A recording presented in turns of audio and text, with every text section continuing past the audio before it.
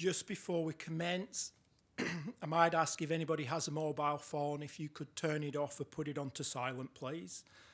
They do have a nasty habit of going off and embarrassing us at the most inopportune moments.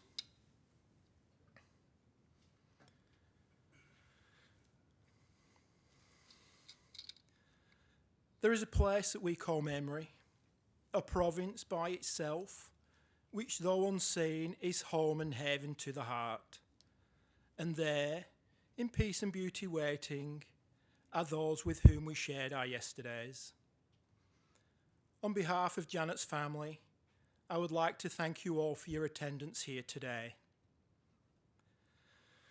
There are really no words that can be spoken to soften the sorrow or lessen the loss that is felt from losing someone close to us. At the passing of a loved one, those of us that are left behind feel a profound sense of sadness, emptiness and grief. Feelings of loneliness set in as we survivors envision a future without Janet. It is difficult to realise that Janet will no longer be present physically. She won't be there to share conversations or ideas with us. And it is such a great loss because it involves losing a piece of yourself, a part of what was very important to you. But it is important to realise that Janet will always be with us. She will live on in our hearts and in our memories of her teachings and in the lives of all who knew her. Janet is very close to us in spirit, having only gone beyond the sound of our voices and the touch of our hands. After the first pain of grief has been softened by time, we may find great comfort in knowing that Janet is free from all tears, pain, trials and troubles, for now she is where nothing can hurt her again. Human beings have sensed the mystery of death and the pain of grief since time immemorial. Every society has developed rites to mark the passage from life through death and to commemorate the dead. Today we do this through the funeral service and the rites by which we lay a person's body to rest. The wounds of grief need time and care to heal. The funeral process may help this by enabling us to acknowledge our loss and give thanks for the life of Janet, to make our last farewell and begin to take up life once more. We are gathered here to celebrate, reflect and give thanks for the life of Janet Averill Patricia Coulstock, to give thanks for her life, to reflect on all she was to us, to acknowledge our own grief, and for the purpose of extending our deepest sympathy to her husband Ed, to her children Anthony, Donna, Louise, Robert, Daniel and Benjamin, their families, and all who mourn Janet's death. Remember me. To the living, I am gone. To the sorrowful, I will never return. To the angry, I was cheated. But to the happy, I am at peace. And to the faithful, I have never left. I cannot speak, but I can listen. I cannot be seen, but I can be heard. So as you stand upon a shore, gazing at a beautiful sea, as you look up on a flower and admire its simplicity, remember me. Remember me in your hearts, your thoughts and your memories of the times we loved, the times we cried, the times we fought, and the times we laughed. For if you always think of me, I will never have gone. I'd now like to invite Anthony, Louise and Daniel to come forward and share the eulogy with us.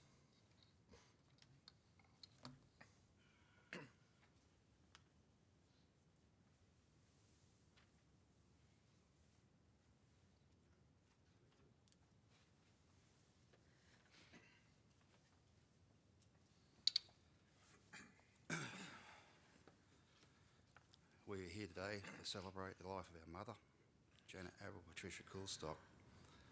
She touched all our lives, mother, grandmother, great-grandmother, and just recently great-grandmother. Wife, sister, friend, who may be here today. Mum was born in Corydon in the county of Surrey, England on the 1st of April 1946. She was the eldest of three sisters, were Jennifer and Mary, and the daughter of Grace and Stephen Osborne. They spent their school holidays in the county with Auntie Jean, who taught them to cook and taught Mum how to play chopsticks on the piano. After the war, she lived with her grandma and auntie in Thornton Heath, while her father was still serving overseas. Mum was frequently attending hospital for treatment for bronchitis and rickets and had to wear surgical boots. The doctors advised her parents to move to a warmer climate, and her parents made the decision to immigrate to Australia in November 1963 and rented a house in Hurstville. A couple of her fondest memories were Auntie Gertrude, who took her to Trafalgar Square to feed the pigeons, and her father took her to the beach at Margate by train. Her dad bought a house in Lanier, and she got a job as a dental assistant. Mum also worked for the Department of Territories, doing clerical work in the British Motor Corporation. And one day they had a visit from Jack Murray. Mum enjoyed the ballroom dance classes with her sister. After 7 years, Mum's parents and the younger sister returned to England to live. Mum eventually moved to Cremation near Wollongong, where she spent time bringing up her children, Anthony, Donna, Louise and Robert. It was around 1981 when Mum met our dad, Ed, and they were married in November 1983 and gave birth to two more sons, Daniel and Benjamin. Mum and Dad then bought a house in Mount Warrigal, where they lived for a few years before buying a block of land and building a new house in Robertson in the Southern Highlands, New South Wales. Mum spent most of her time caring for her family. She loved to cook, especially her lemon meringue pies, which was always a family favourite. She often had to make two because there was never enough for anybody for seconds. She was devoted to all her children, grandchildren, great-grandchildren and great-great-grandchildren, and was proud of all their achievements, and they were a huge part of her life. As the children became older, Mum and Dad started to travel more, especially to the Blue Mountains of New South Wales. Blackheath, Medlow Bath and Luria were some of Mum's favourite places to visit. One place they visited was a hippie village in Nimbin, north of the coast of New South Wales. They parked their car in a car park behind the main street and were walking through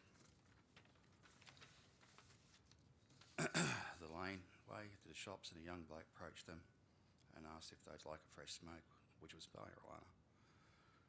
They said no thanks, and it was about 9:30 in the morning. Too early to have a smoke, I suppose. Mum went into the clothes shop, and a lady had said that she'd had some freshly baked marijuana biscuits for sale. Mum laughed and said no thanks. Mum and Dad eventually bought a small caravan and travelled to places such as Port Stephens. Mum loved watching the dolphins, watching a catamaran, and called the Imagine. Mum and Dad then moved to Cobram, Victoria, where they continued to travel to places such as Ballarat, to the Begonia Festival and the Sound and Light Show at Sovereign Hill, and Mum had a wonderful time.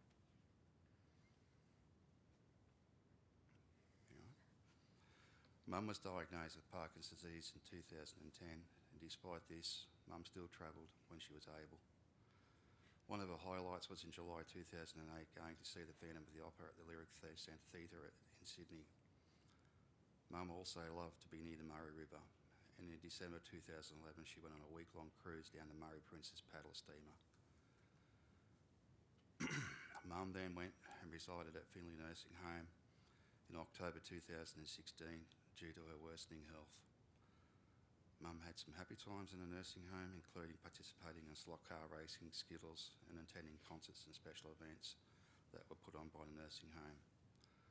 I'd like to take this time and opportunity to thank the staff of Finley Regional Care for caring for Mum for her final years. Our memories of Mum were simple. She was a hard-working, passionate figure of strength who never waned her support and love for her family and who'd soldiered on when their times were tough. There was a lot of love in my mum's life, well, our mum's life. Even though she's gone now, I know her legacy will live on with all of us. Mum, in your memory, will live on forever in our hearts. We love you, Mum.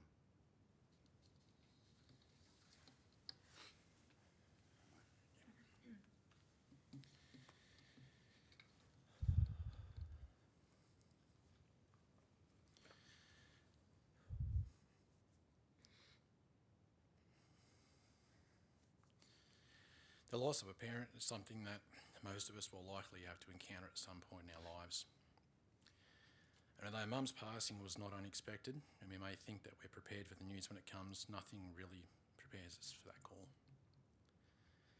The feelings of emptiness and loss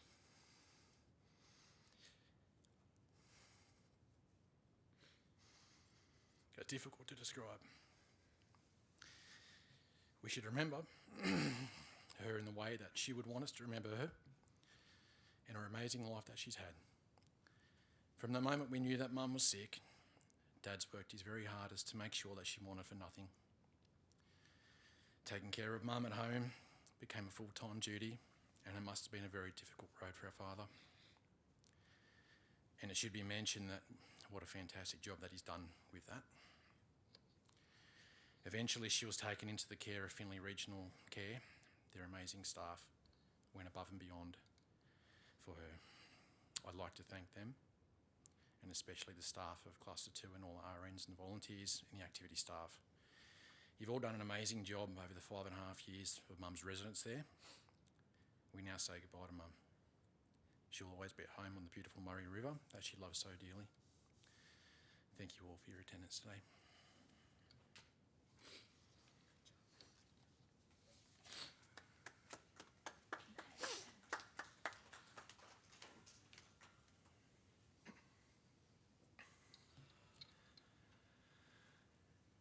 Now I feel might be a good opportunity for us all to take some time in reflection of Janet's life.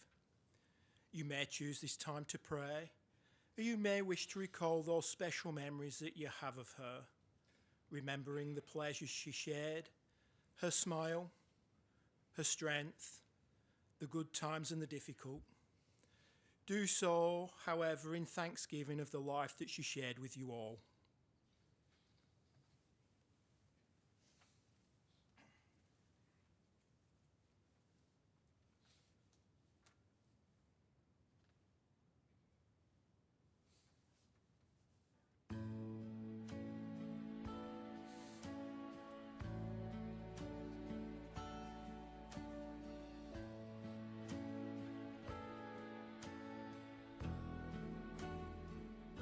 I cried a tear,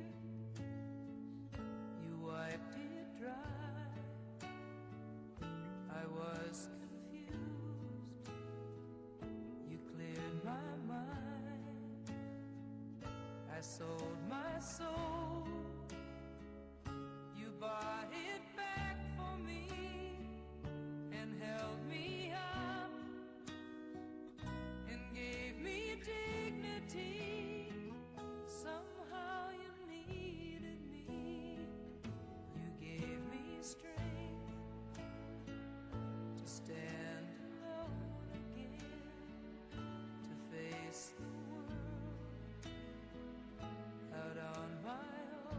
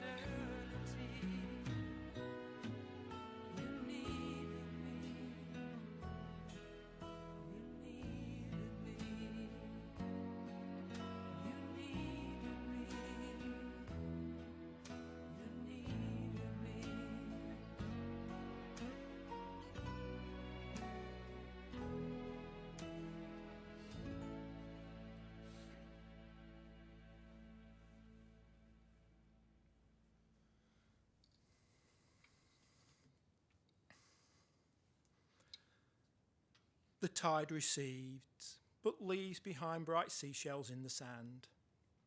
The sun goes down, but gentle warmth still lingers on the land. The music stops, and yet it echoes on its sweet refrains. For every joy that passes, something beautiful remains. Janet Coulstock, you will forever be in the memories of all who knew and loved you. And it is with this final goodbye to you that all of us here today say, we will remember you until we meet again. Memories of Janet are like stars in the night sky. Each memory flickers brightly in our minds, defying time and taking us back to the instant that that event occurred. We can see the stars and we look at our memories, but the stars, like Janet, are out of our reach. Trying to count the memories is like trying to count the stars.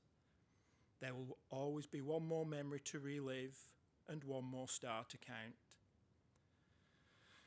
I now invite those who wish to join as we say the Lord's Prayer together. Our Father, who art in heaven, hallowed be thy name. Thy kingdom come, thy will be done on earth as it is in heaven. Give us this day our daily bread, and forgive us our trespasses, as we forgive those who trespass against us. Lead us not into temptation, but deliver us from evil. For thine is the kingdom, the power and the glory, for ever and ever. Amen. I'd now invite Janet's sister to come forward, Jenny, and she's going to share a poem called I Am Always With You.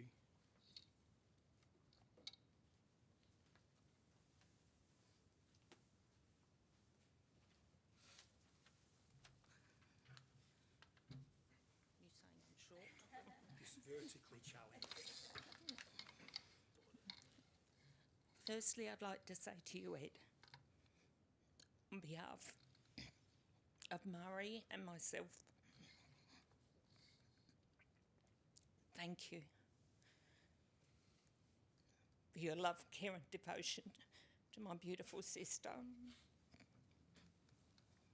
You're an amazing man, and I love you a lot. I am always with you. When I'm gone, release me, let me go. I have so many things to see and do. You mustn't tie yourself to me with too many tears, but be thankful we had so many good years.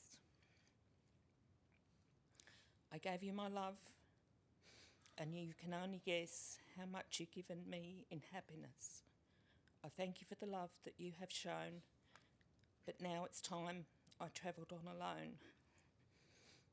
So grieve for me a while, if grieve you must, then let your grief be comforted by trust,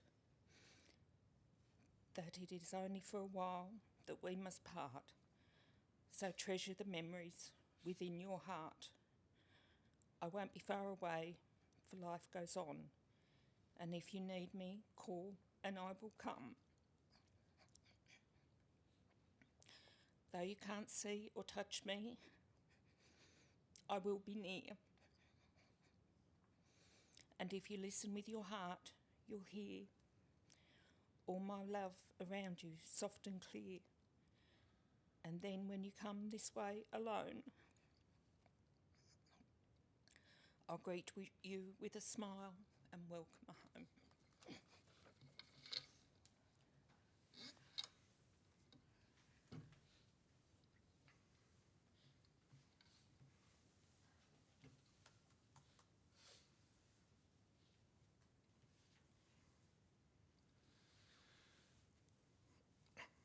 Thank you, Jenny.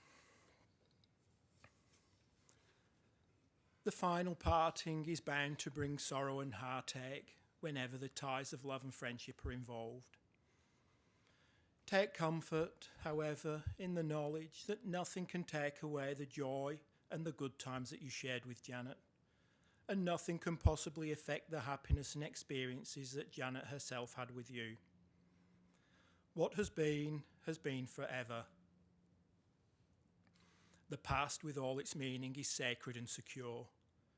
Your love for Janet and her love for you cannot be altered by time or circumstance. Remember the significant moments and the fun times you had with Janet, the times you struggled with her, and the time you as friends tried to support her. You will remember Janet's life by the memories she leaves behind, but most of all, remember her with love as long as you live. Those of us who feel deeply will grieve deeply. No philosophy or religion has ever taught us to prevent this wholly natural reaction from the human heart. We come into this world with nothing and we leave with nothing. But the memories we leave behind with our family and friends are a mark of our life success. Nothing can detract from the joy and friendship that you shared with Janet, and nothing can possibly affect the happiness and depth of experience that she herself knew. Thus, holding the thoughts of Janet in your hearts means for you that death ends a life, not a relationship. Tenderly, lovingly and reverently, we will commit the spirit and body of Janet Coulstock to a more peaceful place.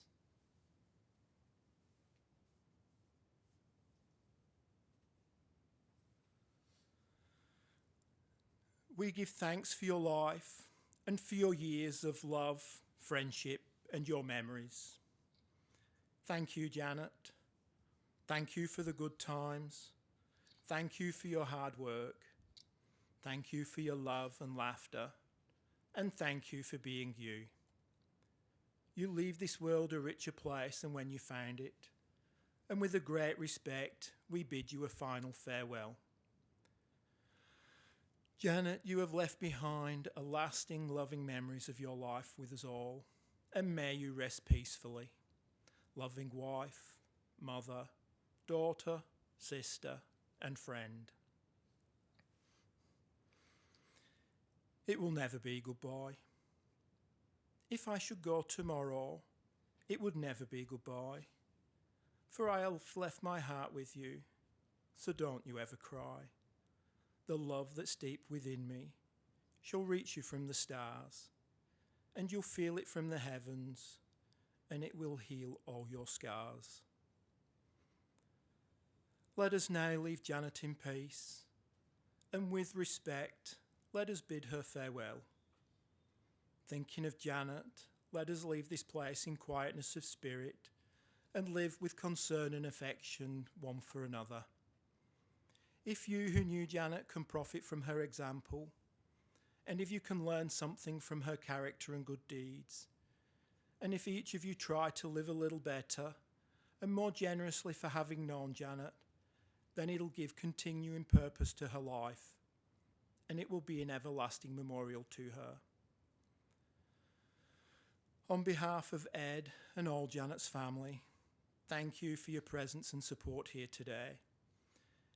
And they extend an invitation for you to join them at the Barooga Bowls Club on Snell Road at Barooga, to join in refreshments and continue to share your memories and stories of Janet.